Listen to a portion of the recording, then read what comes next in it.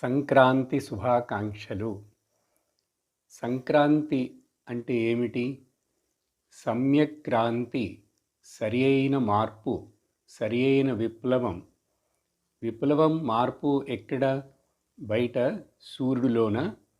సూర్యుడు దక్షిణాయనంలో నుంచి ఉత్తరాయణాన్ని ప్రవేశిస్తున్నాడు పుణ్యకాలమని. అలా చెప్పినప్పటికీ కూడా సూర్యుడు కదలటం లేదు.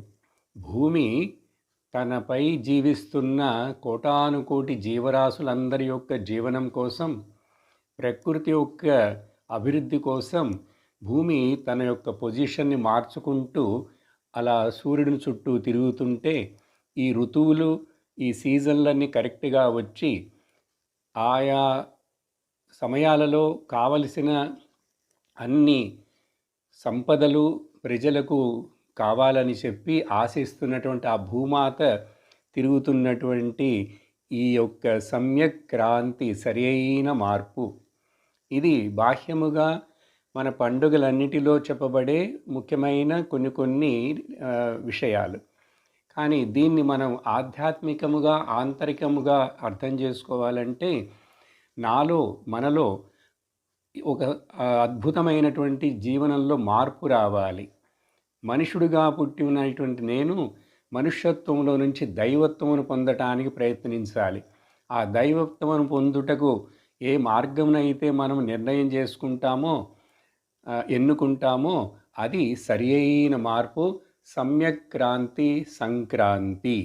కాబట్టి ఈ సంక్రాంతి పర్వదినము ముఖ్యముగా ప్రకృతిని పూజించుట, గౌరవించుట, పోషించుట, రక్షించుట, ఇవి చేయటం కోసమే మనకు ఈ పండుగలో మనము గోవులను పూజిస్తాము.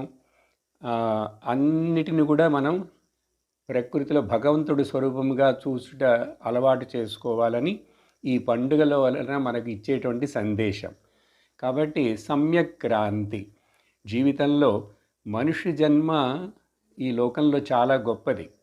అటువంటి మనుష్యుడు ఆ మనిషి జన్మ పొందిన తర్వాత ప్రతి సంవత్సరం మనం ఈ పండుగ చేసుకుంటున్నామంటే నాలో ఏమైనా ఆధ్యాత్మికమైన ఉన్నతికి మార్పులు వస్తున్నాయా, అలా మారటానికి నేను రెడీగా ఉన్నానా అని చెప్పి నాలో ఆ మార్పును తేవటమే సమ్యక్ క్రాంతి, సరి అయిన క్రాంతి, సరి అయిన మార్గము, సరి అయిన విప్లవము.